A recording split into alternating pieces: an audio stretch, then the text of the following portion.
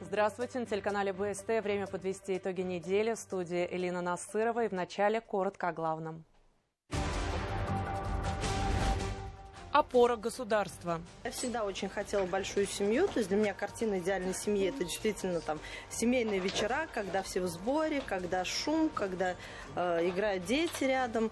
2026 объявлен в республике годом большой и дружной семьи.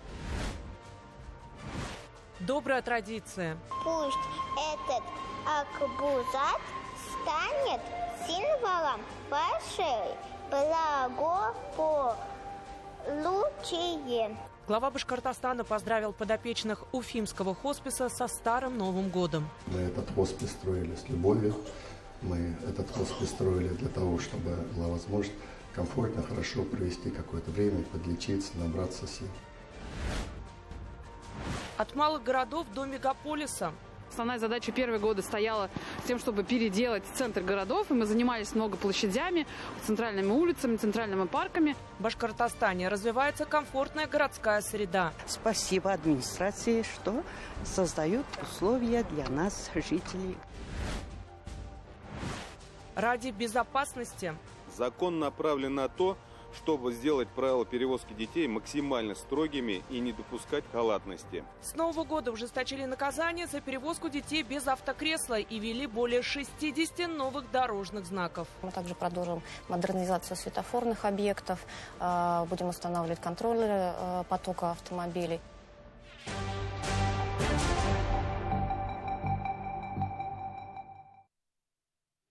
Ради Хабиров объявил 2026 годом большой и дружной семьи в регионе. Это решение перекликается с общероссийской темой единства народов. В республике сейчас более 72 тысяч многодетных семей, и с каждым годом их число растет. По мнению специалистов, это говорит об эффективности существующих мер поддержки. Тему продолжит Динара Таймасханова. Давай сидеть. Ну до конца садись, давай сидеть. Молодец. Вот уж поистине большая дружная семья, 5 детей и целый зоопарк из спасенных питомцев. Среди них свинья, кошки и собаки. Мирно уживаться на одной площадке их учат мама и папа. Сама, выросшая единственным ребенком, Елена Домбровская всегда мечтала о шумном доме.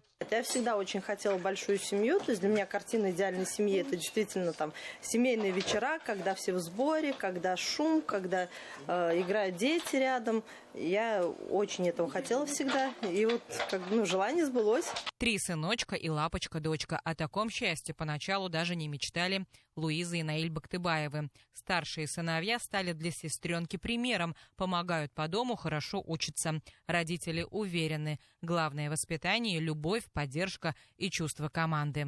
То, что в большой семье растут, это все-таки минусов здесь нет, больше плюсы. Потому что они уже как команда.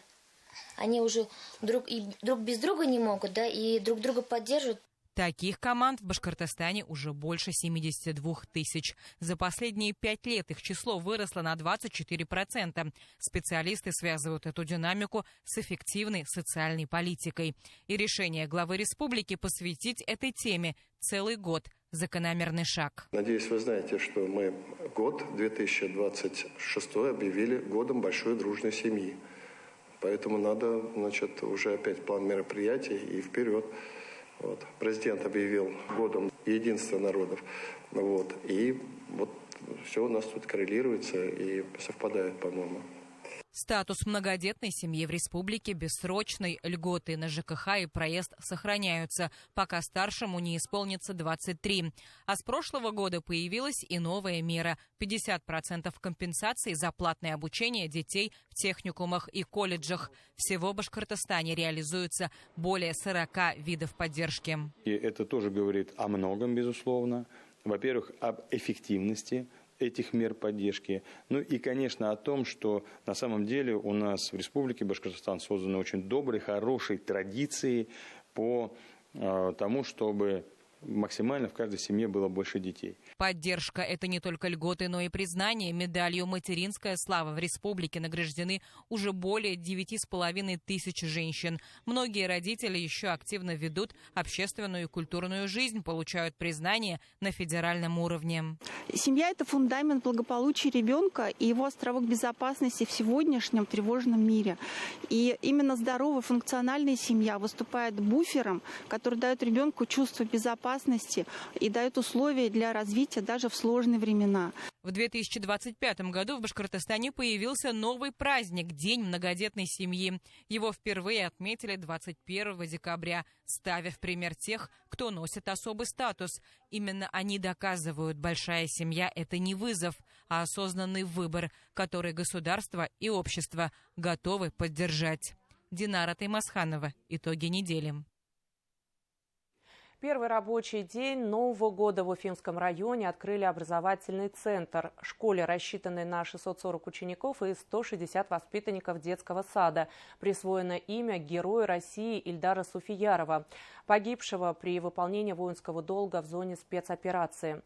В церемонии открытия приняли участие глава Башкортостана Ради Хабиров, родные и близкие, а также сослуживцы офицера. Подробности в репортаже нашего корреспондента Азат Садриева.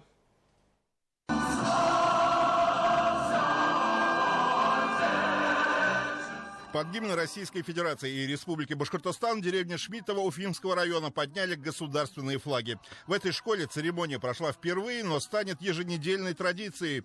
Новый образовательный центр имени Героя России Ильдара Суфиярова помог разгрузить школу в соседнем Шамонино. Дети будут учиться в одну смену и смогут получить навыки своей будущей профессии еще до получения аттестата. Есть инновационные мастерские, класс креативных технологий, комбинированные мастерские для мальчиков.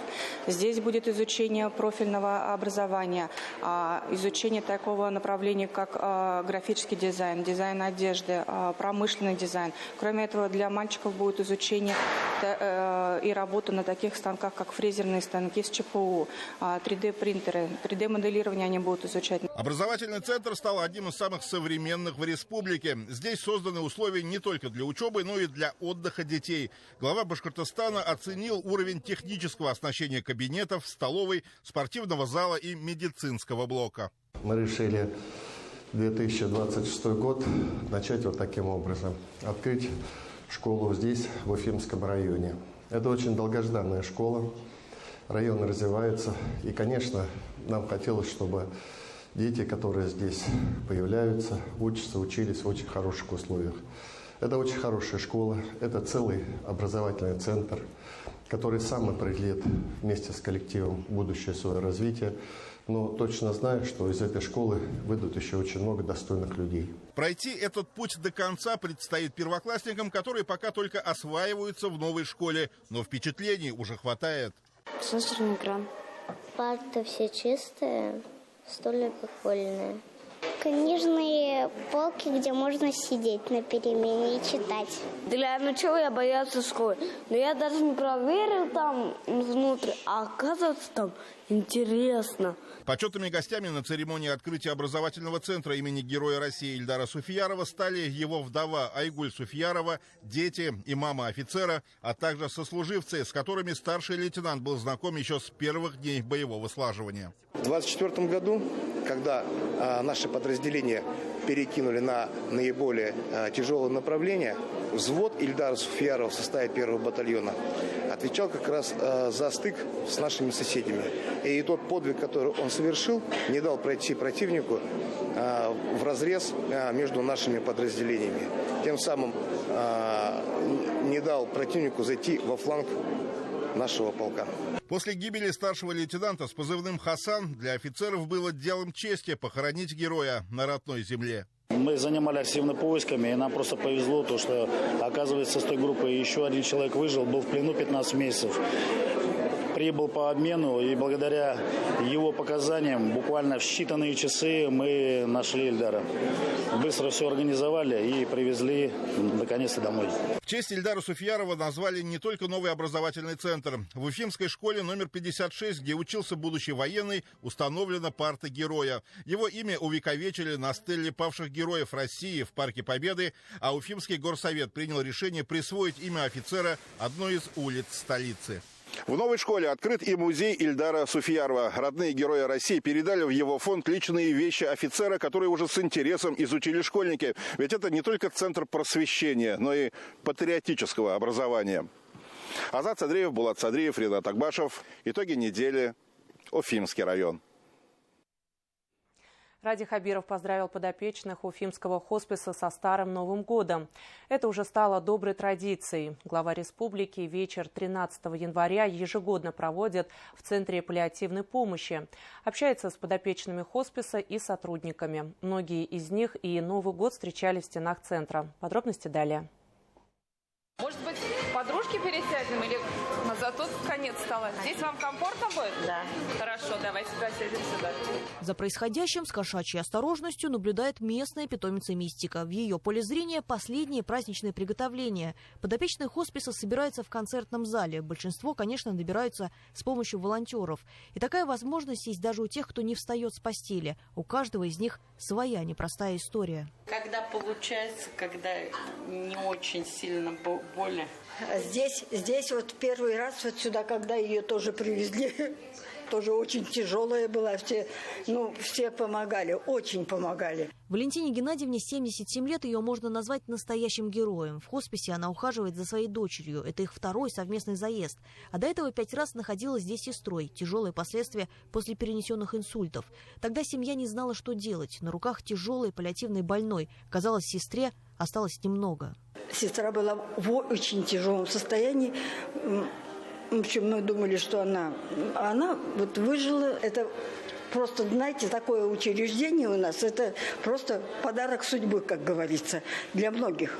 Да у нас давно бы не было в живых. Это я вам говорю на 100%. Вместе с дочерью Валентина Геннадьевна встречает Старый Новый год в хосписе. А поздравить подопечных центра приехал глава республики вместе с супругой Кариной Хабировой, которая является председателем попечительского совета благотворительного фонда «Уфимский хоспис». По сложившейся традиции мы здесь, вот в хосписе в нашем, встречаем Старый Новый год. Вот. Мы приходим с нашей семьей, с моей супругой. И сегодня я, конечно, пришел поздравить вас с наступившим уже Новым годом.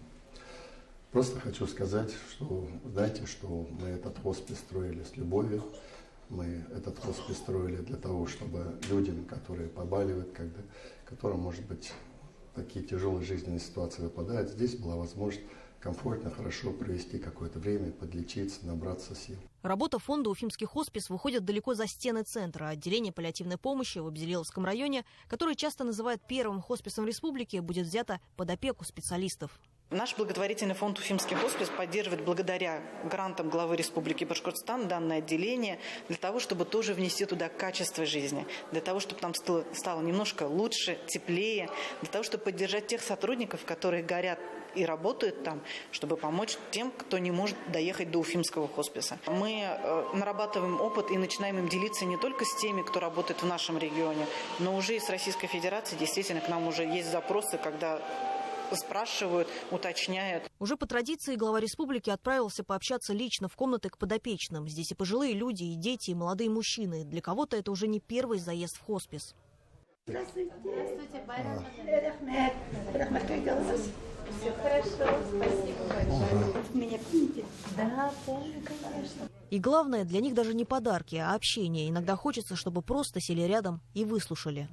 Могут взяться с меня, обещают положительный результат. В общем, у них очень большой процент. Главное, руки не опускать. Нет, настроение боевое. Вот я к вам зашел, вот я с работы, так, в заботах все. Ну, да. На вас гляжу, даже вот вы болеете, а я у вас пример беру. Нет, никогда не надо опускать руки, всегда надежда должна светить. А в это время в холле хосписа маленькая Асель держит в руках картину, над которой работала 3 дня, отложив все свои важные детские дела. Пусть этот акбузат станет символом вашей благополучия. Картину она хочет подарить человеку, который помог ей, когда ей было всего 2 годика. На Новый год принято загадывать желания, а самая заветная мечта Гульназ сбылась. Ее дочка Асель жива. 7 лет назад ей поставили спинально-мышечную атрофию. Это та самая коварная болезнь, которая требует приема дорогостоящего лекарства. И если сейчас его можно получить, то тогда, в 2019-м, препарат не был зарегистрирован в России. На тот момент, наверное, была просто горем убита. Потому что понимала, насколько серьезный диагноз ребенка. Действительно не знали, как и кто нам закупит этот препарат. И вот получилось так, что первые очень важные вот эти вот 6 доз закупил наш регион. Мы очень-очень благодарны, действительно. Это мою благодарность и признание просто так не выразить. Оно у меня где-то вот внутри. Сейчас уже система получения препарата в стране налажена. Он официально зарегистрирован. Но тогда для семьи это было настоящим чудом. И вот спустя 7 лет Асель впервые встречается с человеком, который тогда помог ей получить медикаменты, от которых зависела ее жизнь. Вы сыграли огромную роль в ее жизни. Да.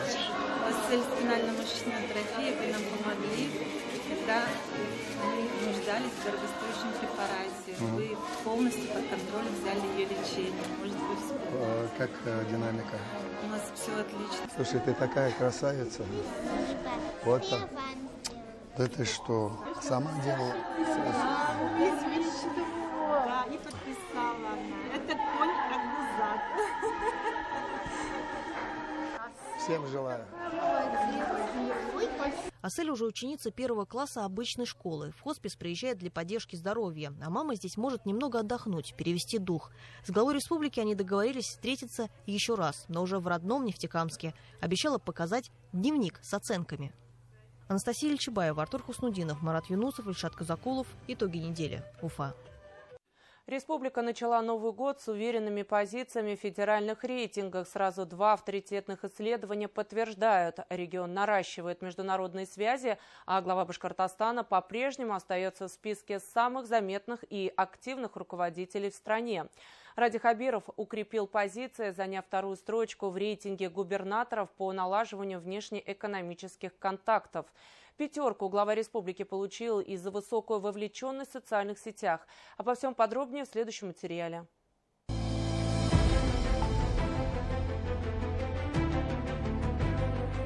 Далеко не каждому губернатору предоставлена возможность взаимодействовать с первыми лицами других государств. Чего не скажешь про Радия Хабирова, которому, как отмечают эксперты холдинга Минченко Консалтинг, доверяют наиболее ответственные задачи на международном треке по продвижению страны.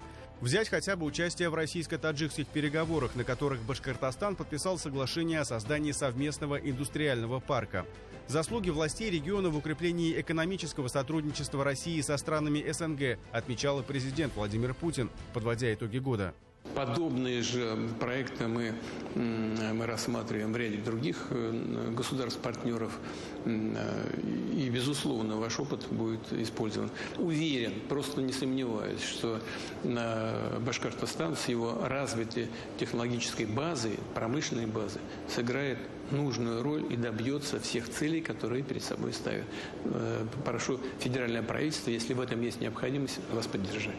Башкортостан называют Евразийским мостом России. Республика заметна как регион с глубокими историческими и культурными связями со странами Центральной Азии, которые давно превратились в практическую дипломатию по продвижению интересов страны. Сегодня представительства Башкортостана работают в Казахстане, Беларуси, Китае, Турции и Узбекистане. В планах открытие офисов в Арабских Эмиратах и Иране. Участие региона в международной политике и внешнеэкономической деятельности Российской Федерации – это не только финансовое подспорье. Здесь регионы могут сбывать свои товары и, соответственно, производить ту продукцию, которая была ориентирована бы на внешние рынки. Но это еще и статусный момент. Во-первых, далеко не каждый глава региона имеет возможность взаимодействовать с правительствами других государств. На это нужна и особая привилегия со стороны федерального центра. Это и показатель социально-экономического развития региона в частности. Высокую активность главы Башкортостана отмечают и в цифровом пространстве. Ради Хабиров в пятерке лидеров по взаимодействию с населением в социальных сетях. Данные этого рейтинга опубликовало Агентство политических и экономических коммуникаций. Эксперты оценивали публикации в период новогодних выходных, принимая во внимание не только их количество, но и реакцию аудитории. С 5 по 11 января 21 пост с общим охватом более 1 миллиона человек. Глава Башкортостана сосредоточил внимание на подведении итогов, формировании образа будущего и ценностной повестки. Не секрет, что в новогодние каникулы многие редакции оставляют своих читателей наедине с происшествиями, и иногда этим пользуется и сопредельная сторона, никуда от этого не денешься. И получается, что сформировав нормальный новостной поток, аккаунты Хабирова забрали и трафик, и внимание аудитории, рассказав о самом главном, то, что в республике делалось за 25-й год. А проделано было много, в том числе благодаря национальным проектам. Построили 6 поликлиник и 134 ФАПа, отремонтировали 35 школ, благоустроили 170 общественных пространств. Развитие внутри республики формирует и внешний образ Башкортостана как динамично развивающегося региона, которому доверяют ответственные задачи на федеральном и международном уровнях. Артур Шамсудинов и Азат Садриев. Итоги недели. Более 300 человек из разных уголков республики посетили Аксаковскую елку. Ежегодное благотворительное событие прошло уже в 7-й раз. Ее участниками стали дети с ограниченными возможностями здоровья, в том числе дети военнослужащих, выполняющих задачи в зоне СВО. С наступившим 2026 годом их поздравил глава Башкортостана. Масштабное событие организовали под патронажем председателя попечительских советов фондов территории счастья и уфимский хоспис Карины Хабировой. О том, как прошел праздник, расскажет Даниль Байков.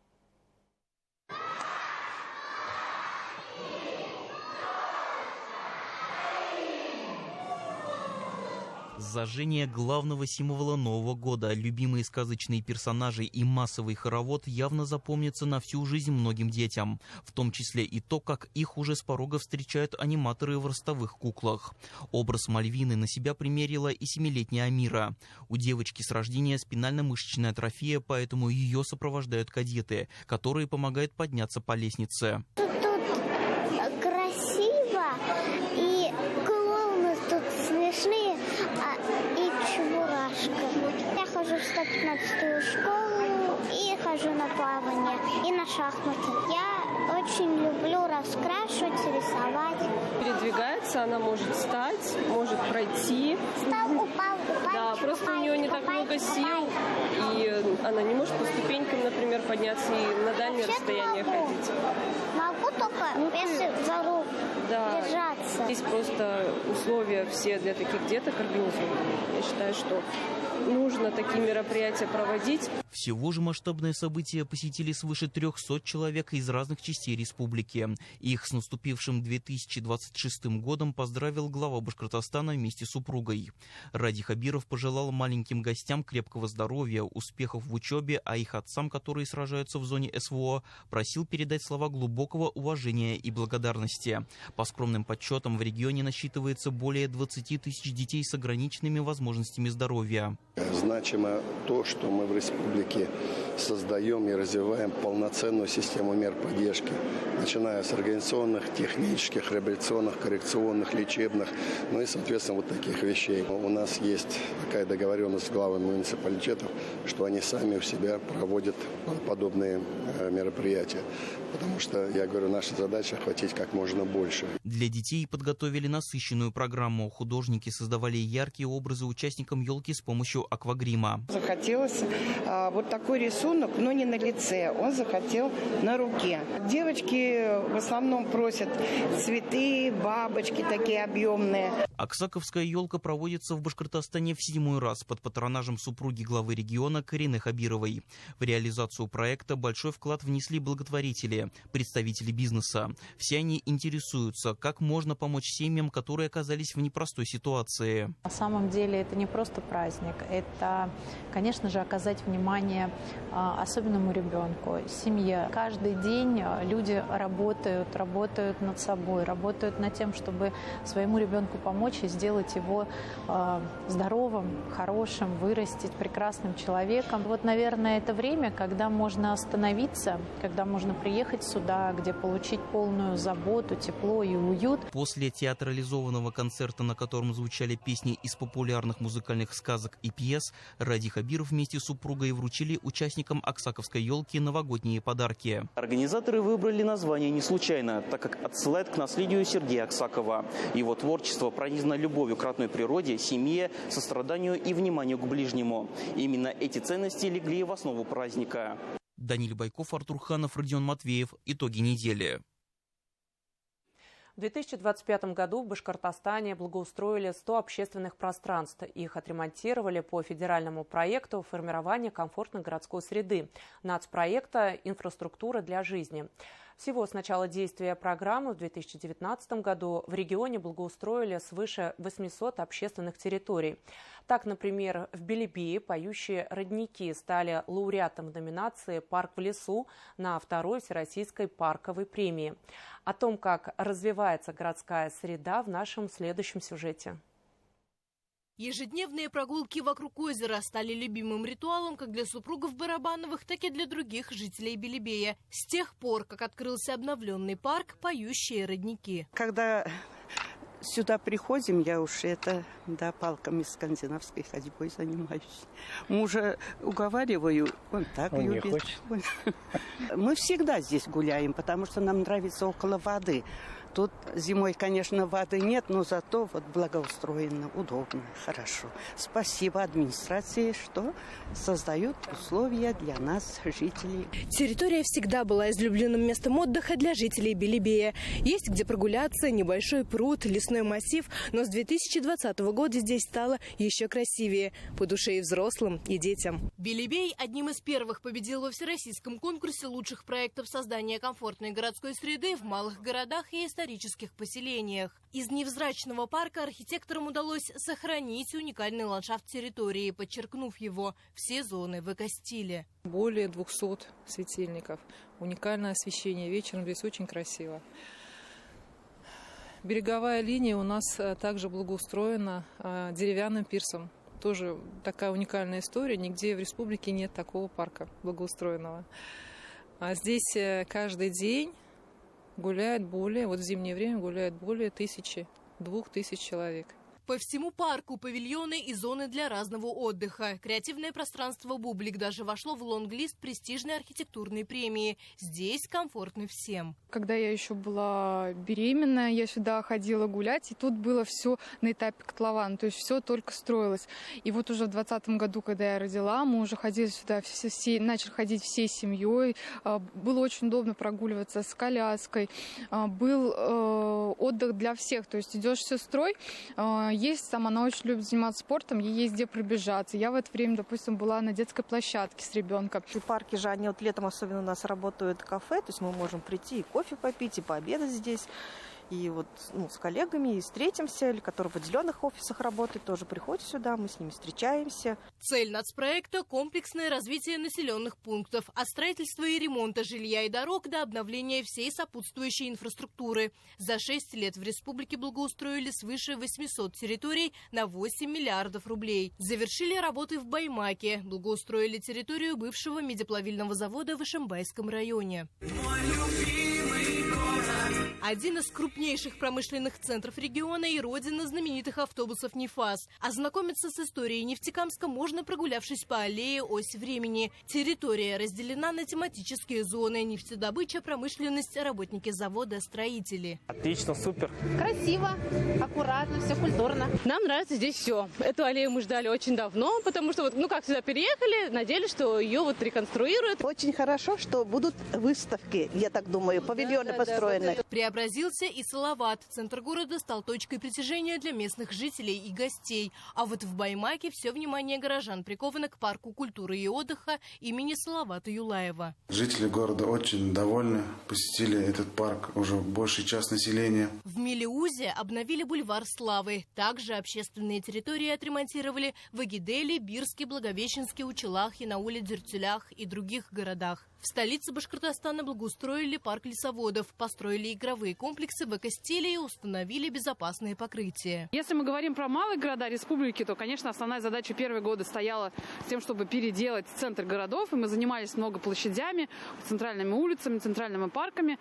То для больших городов, таких как Уфа, задача стояла наоборот уйти из центра города, наверное, и заняться удаленными районами, такими как Сипайлово, например, Инорс, Затон, и в каждом, по сути, районе удаленном, там, Демский парк, появилось какое-то знаковое достаточно пространство. Реконструкция парка имени Ленина, стартовавшая в прошлом году, пересекла экватор. Работали и в новогодние праздники. Установлено 114 опор освещения, отреставрировали лестничные марши и гранитные ступени. Построят медиацентр и интерактивную площадку с амфитеатром, навесом и качелями. Наполняем новым смыслом, обновляем малоархитектурные формы, брусчатку, то есть приводим в порядок парк. А сами традиции, само культурное наследие, все останется здесь. Входы в парк обустроят со стороны улиц Закива-Лидея и Тукаева. Реконструкцию держит на контроле и глава республики. Перед рабочими стоит задача создать лучшую площадку для отдыха, отметил Ради Хабиров. Это такая большая, грандиозная стройка. Ну, во-первых, парк большой сам по себе. Парк исключительно важный для республики, для жителей наших. С этим парком много чего связано в истории нашей республики.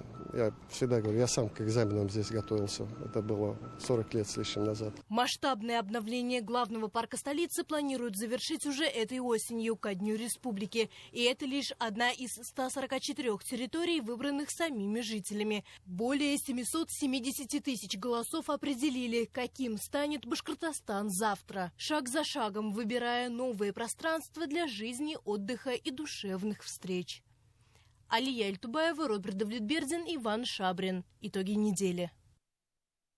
До 200 тысяч рублей штрафа за неправильную перевозку детей. Такое наказание с Нового года предусмотрено для юридических лиц, если они игнорируют автокресла.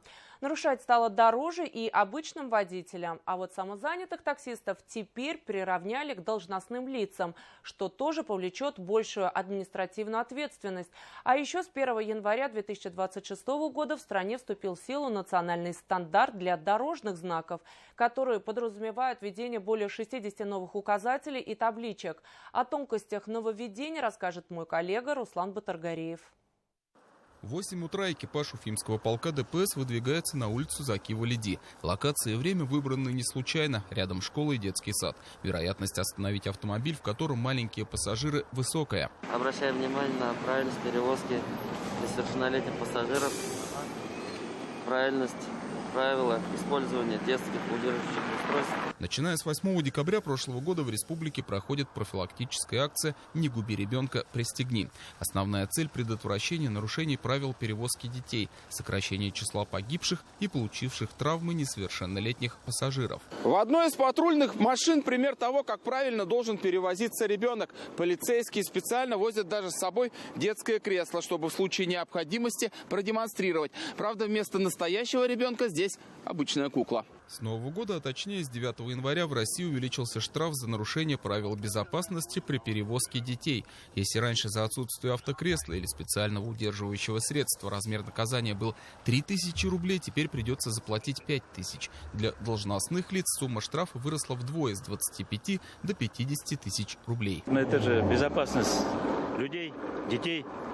Соответственно, я согласен с этим, что надо все равно смотреть, потому что очень много аварий, несчастных случаев, людей теряют, детей теряют. Чтобы этого не было, конечно, надо придерживаться правил дорожного движения, соответственно, требований, которые сегодня есть. Как они говорят, это кровью написано. Именно таксистов новые изменения коснулись в большей степени. Самозанятые водители теперь несут ответственность как должностные лица. А это значит, что за нарушение правил перевозки детей штраф будет не как для физлиц, а в 10 раз больше – 50 тысяч рублей. По-другому никак, потому что некоторые таксисты просто соглашаются и везут детей. Как бы сама не раз вызывала и без кресла приезжали. Сейчас, наверное, вряд ли так? Ну, сейчас так не будет, наверное, да. Если будет повышение, то вряд ли. Для юридических лиц, которые занимаются перевозкой пассажиров, административные наказания тоже ужесточили. Теперь не 100, а 200 тысяч рублей. Закон направлен на то, чтобы сделать правила перевозки детей максимально строгими и не допускать халатности.